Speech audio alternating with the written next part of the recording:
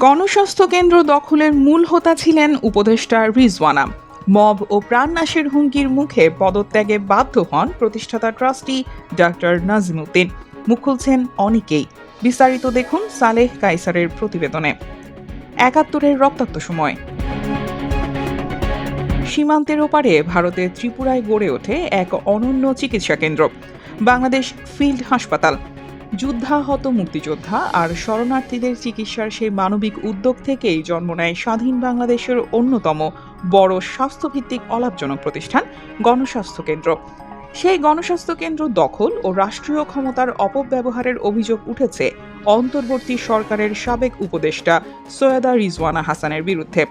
বাংলাদেশ মুসলিম লীগের সভাপতি ও সুপ্রিম কোর্টের সিনিয়র আইনজীবী অ্যাডভোকেট মহসিন রশিদ এই বিষয়ে একটি কমিশন অব ইনকোয়ারি গঠনের দাবিতে হাইকোর্টে রিট পিটিশন দাখিল করেছেন। রিটে উল্লেখ করা হয়েছে, জুলাই গণ অভ্যুত্থানের পর দায়িত্বে থাকাকালীন সময়ে প্রশাসনিক প্রক্রিয়া উপেক্ষা করে এবং একাধিক সিদ্ধান্ত গ্রহণ সাথে ক্ষমতার অপব্যবহারের মাধ্যমে গণস্বাস্থ্য কেন্দ্রের নিয়ন্ত্রণে হস্তক্ষেপ করা হয়েছে বলে অভিযোগ রয়েছে।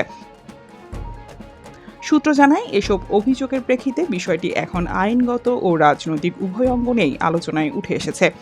অনুসন্ধানে জানা গেছে, ২০২৪ সালের ২৪ আগস্ট সাভারের মির্জানগরে গণস্বাস্থ্য কেন্দ্রের প্রধান কার্যালয়ে এক উত্তেজনাপূর্ণ পরিস্থিতির সৃষ্টি হয়। স্থানীয়রা জানিয়েছেন, অর্ধ শতাধিক বহিরাগত ব্যক্তি হঠাৎ করে সেখানে প্রবেশ করে এবং কয়েক ঘন্টা ধরে অবরুদ্ধ করে রাখা হয় প্রতিষ্ঠানের একমাত্র জীবিত প্রতিষ্ঠাতা ট্রাস্টি ও বীর মুক্তিযোদ্ধা ডাক্তার নাজিমুদ্দিন আহমেদ এবং পরিচালক ডাক্তার মাহবুব জুবায়েরকে।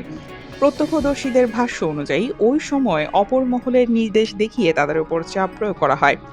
ডাক্তার নাজিমুদ্দিন আহমেদের অভিযোগ, তাকে মানসিকভাবে চাপে ফেলে একটি পূর্ব প্রস্তুত পদত্যাগপত্রে স্বাক্ষর নিতে বাধ্য করা হয়।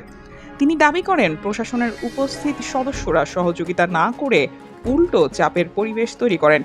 সংশ্লিষ্ট সূত্র জানায়, ঘটনার সময়কার ভিডিও ফুটেজেও উত্তেজিত জনতার উপস্থিতি এবং অস্বাভাবিক পরিস্থিতির চিত্র দেখা গেছে। এদিকে গণস্বাস্থ্য কেন্দ্রের ট্রাস্টি বোর্ড পুনর্গঠন নিয়েও প্রশ্ন উঠেছে। সূত্র জানায়, ২০২৩ সালে ডাক্তার জাফরুল্লাহ চৌধুরীর মৃত্যুর পর থেকে প্রতিষ্ঠানটির নিয়ন্ত্রণ নিয়ে অভ্যন্তরীণ টানাপোড়েন শুরু হয়। গত বছরের ২৫ জানুয়ারি আশুলিয়া সাব রেজিস্ট্রি কার্যালয়ে একটি নতুন ট্রাস্টি বোর্ড গঠনের তথ্য পাওয়া গেছে, যেখানে মূল প্রতিষ্ঠাতাদের অনেককেই অন্তর্ভুক্ত করা হয়নি বলে অভিযোগ রয়েছে। ট্রাস্ট আইন অনুযায়ী এ ধরনের বোর্ড গঠনে নির্ধারিত প্রক্রিয়া অনুসরণ করা হয়নি বলেও দাবি উঠেছে। ডাক্তার নাজিমুদ্দিনের ভাষ্য অনুযায়ী, প্রতিষ্ঠানটিতে অডিট কার্যক্রম শুরু এবং অনিয়মের বিরুদ্ধে অবস্থান নেওয়ার কারণেই তাকে সরিয়ে দেওয়া হয়েছে। বর্তমানে গুরুত্বপূর্ণ পদগুলোতে বিতর্কিত ব্যক্তিদের নিয়োগ দেওয়া হয়েছে বলেও অভিযোগ করেছেন তিনি। গণস্বাস্থ্য কেন্দ্রের ইতিহাস ঘেঁটে দেখা যায়, স্বাধীনতার পর স্বাস্থ্যসেবায় গুরুত্বপূর্ণ ভূমিকা রাখা এই প্রতিষ্ঠানটি গড়ে তুলতে ডাক্তার জাফরুল্লাহ চৌধুরীর পাশাপাশি ডাক্তার নাজিমুদ্দিন আহমেদের অবদান ছিল উল্লেখযোগ্য। তবে বর্তমান পরিস্থিতিতে সেই প্রতিষ্ঠান নিয়েই তৈরি হয়েছে গভীর সংকট।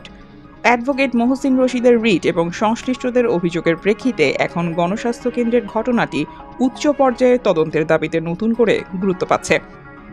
ডেস্ক নিউজ, অগ্রযাত্রা প্রতিদিন।